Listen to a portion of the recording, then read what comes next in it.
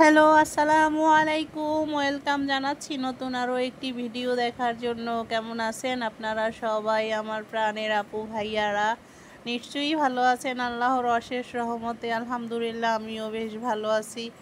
তো আমি চলে এসেছি নিউ মার্কেটে একটু ঘোরাঘুরি করার জন্য।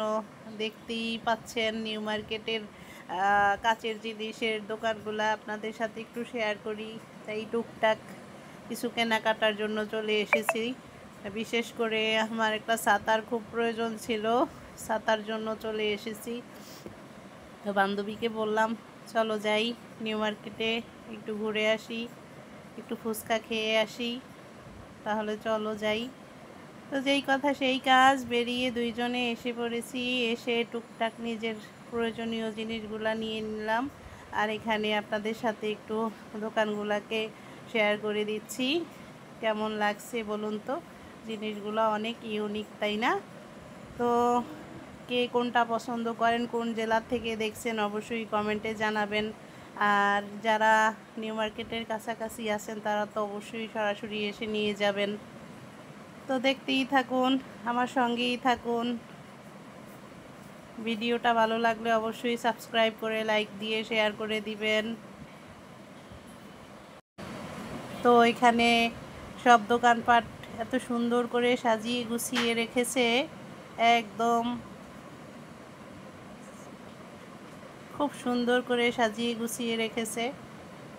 এই তো এখানে চলে এসেছি, পিতলের কাঁসার হাঁড়ি পাতিল এভরিথিং সব আছে এখানে। এত দাম, আল্লাহ এত দাম!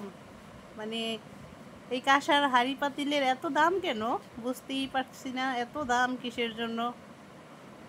একটা মগও যদি 1000 টাকা হয়, মানুষ কিনবে কি করে বলুন তো? দেখুন অত সুন্দর করে সাজিয়ে গুছিয়ে রেখেছে।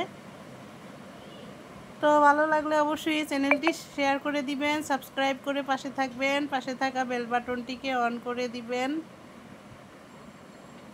দেখতেই থাকুন, তাহলে সাথেই থাকুন। আল্লাহ হাফেজ। এতটুকু সময় আমাকে দেওয়ার জন্য আপনাদের সবাইকে অসংখ্য অসংখ্য ধন্যবাদ।